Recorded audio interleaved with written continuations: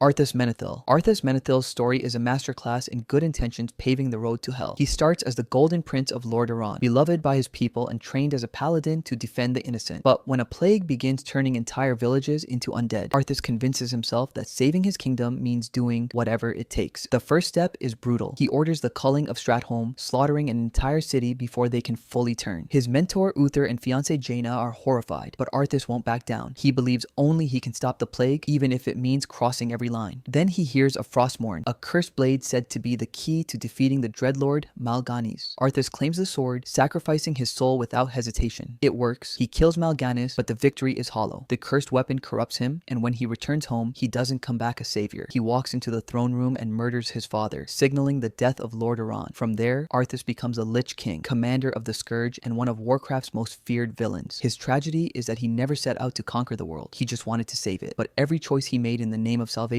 dragged him further into damnation. Daenerys Targaryen. Daenerys Targaryen starts off as the underdog you can't help but root for. She's exiled, powerless, and sold off like property. But she rises from nothing, freeing slaves, toppling tyrants, and walking out of burning buildings with dragons like some kind of fireproof messiah. She calls herself the Breaker of Chains. And for most of her journey, that's exactly what she is. But there's a darker side simmering under all that righteousness. Daenerys isn't just a liberator, she believes she's destined to rule. Every city she conquers convinces her that her way is the only way, and anyone who disagrees is an enemy. And when she starts losing the people she loves, Jorah, Missandei, even two of her dragons, that sense of destiny curdles into rage. By the time she reaches Westeros, Daenerys isn't playing savior anymore. She's ready to burn it all down, and she does, literally. King's Landing surrenders, but she torches the city anyway, slaughtering countless innocents because she believes fear will make the world better. That's not the Daenerys who freed the Unsullied in Astapor or broke the slave masters in Meereen. That's someone who's become the tyrant she swore to destroy. Her downfall is so tragic because it doesn't feel like a snap decision. It's the accumulation of everything she's been through. Loss, isolation, and the belief that only she knows what's best. And that's what makes her turn from hero to villain hit so hard. Sylvanas Windrunner. Sylvanas Windrunner's story is basically what happens when vengeance completely consumes you. She starts out as the heroic Ranger General of Silvermoon, one of the most respected leaders of the High Elves. When the Scourge invades her homeland, she fights to the last breath, literally. Arthas Menethil kills her and twists her soul into a banshee, forcing her to serve the very undead army she died fighting. That's the moment Sylvanas' heart hardens forever. She eventually breaks free of Arthas' control, but freedom doesn't heal her pain, it just gives her time to plot. She becomes the Banshee Queen of the Forsaken, leading other undead who were abandoned by the living. At first, she positions herself as a protector of her people, but the truth is, Sylvanas' hatred starts to drive everything she does. The turning point is brutal. She burns down Teldrassil, the World Tree, killing thousands of innocent night elves. It's not a military move, it's pure annihilation. From there, she descends further, shattering the veil between life and death itself, all in a desperate attempt to break free of fate and cosmic judgment. Sylvanas' tragedy is that she could have been a hero. She fought to protect her people, to stand against impossible odds, but she let her hatred define her, and in the end, she became exactly the kind of monster she once died trying to stop. Wanda Maximoff. Wanda Maximoff's story is one of the most heartbreaking turns to villainy in the Marvel Universe. She starts out as an Avenger, fighting side by side with Earth's mightiest heroes, using her powers to save the world from threats like Ultron and Thanos. But underneath that strength is a mountain of trauma. Losing her family as a child, losing Vision, and never truly having a place to call home. Wanda's breaking point comes in WandaVision. Overwhelmed by grief, she uses her magic to create a perfect little town where Vision is still alive and they can raise the children she's always wanted. It seems idyllic until you realize she's holding the entire population hostage, forcing them to live out her fantasy while they're fully conscious. Wanda doesn't want to hurt anyone, but she can't let go of the illusion. Then, in Doctor Strange, Multiverse of Madness, Wanda takes it even further. She becomes a Scarlet Witch, fully embracing the dark power of the Darkhold. Her goal? To reunite with the children she lost, even if it means slaughtering anyone who stands in her way. Heroes, innocents, entire universes. Wanda's fall hurts because we understand it. She isn't seeking power or domination, she's just trying to heal her pain. But grief unchecked can be just as destructive as hate, and Wanda's path shows how love, twisted by loss, can turn even a hero into a terrifying force of destruction. Gollum, most tragic heroes turned villains in all of fiction because his fall wasn't a single decision. It was centuries of slow, poisonous corruption. He wasn't always the shriveled, hissing creature we know from The Lord of the Rings. Once he was Smeagol, a curious and gentle hobbit-like creature who loved fishing fishing and spending time with his family. Then he found the One Ring and everything changed. The ring doesn't just grant invisibility, it corrupts. The moment Smeagol lays eyes on it, he's overwhelmed by desire. He kills his best friend just to keep it, and from that moment on, the ring begins to warp his body and mind. Over hundreds of years, he's twisted into Gollum, a creature driven entirely by his obsession with the precious. What makes Gollum's story so tragic is that he never fully loses Smeagol. There are flickers of the person he used to be, moments where he shows kindness or tries to break free of the ring's influence, but the pull is too strong. Even when he joins Frodo and Sam and almost redeems himself, his addiction to the ring drags him back into darkness. Gollum isn't a villain because he wants power or destruction. He's a villain because the ring took everything from him: his body, his sanity, and his ability to choose anything other than his obsession. And in the end, that obsession is what destroys him. Andrew Detmer. Andrew Detmer's story is basically what happens when you give incredible power to someone who's already been crushed by life. The start of Chronicle, Andrew is just a lonely, bullied teenager living with an abusive father and a terminally ill mother. He's an outcast,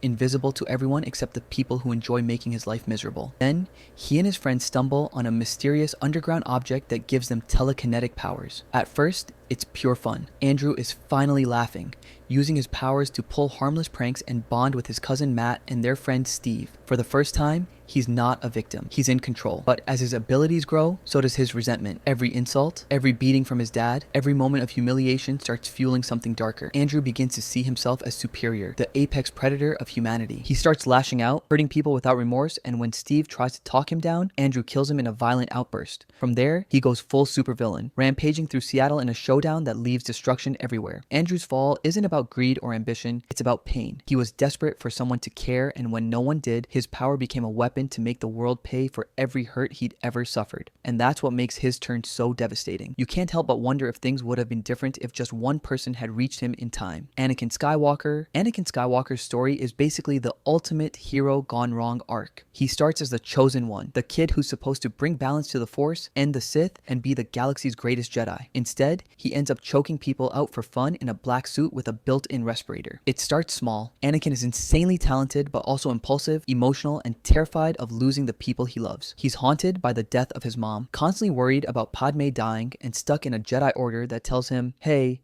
emotions are bad, just chill and ignore your trauma. Great advice, guys. Enter Palpatine, galaxy's slimiest politician and secret Sith Lord, whispering in Anakin's ear. He feeds on his fears, promising him the power to cheat death and save Padme. Anakin buys it, hook, line, and lightsaber. Then comes the betrayal. He massacres the Jedi younglings, helps execute Order 66, and personally duels his mentor and best friend, Obi-Wan Kenobi. Anakin is left burned alive and broken, but Palpatine isn't done with him yet. He rebuilds him into Darth Vader, half man, half machine, all terrifying. From that point on, Anakin is gone. Vader becomes the Emperor's ultimate enforcer, hunting Jedi, crushing rebels, and becoming the symbol of fear across the galaxy. The tragedy? He fell because he couldn't let go of the things he loved, and that's what makes his story hit so hard. Sarah Kerrigan was never meant to be a villain. She starts out as a Terran ghost, one of the most elite special operatives in the galaxy, deadly, disciplined, and loyal to her commander, Jim Raynor. But her life takes a brutal turn when her superior, Arcturus Mensk, betrays her during a mission, leaving her behind on a planet about to be overrun by the Zerg. Instead of dying, Kerrigan is captured and infested by the Zerg swarm. They twist her into the Queen of Blades, a hybrid of human and alien with terrifying psychic powers. At first, she resists the transformation, clinging to the soldier she used to be, but the swarm's influence seeps into her mind, amplifying her pain, her anger, and her hunger for revenge. As the Queen of Blades, Kerrigan is ruthless. She commands entire Zerg armies, annihilating planets and slaughtering millions. Yet, what makes her story complex is that flashes of Sarah Kerrigan still remain. She saves Raynor more than once, suggesting that some part of her humanity never fully dies, but her overarching mission is clear: destroy her enemies, consolidate power, and make sure no one can ever use her as a pawn again. Kerrigan's fall isn't a clean break between hero and villain. It's a slow, horrifying transformation driven by betrayal and survival. And by the time she fully embraces the Queen of Blades, she's no longer the soldier fighting for humanity. She's the monster humanity fears the most.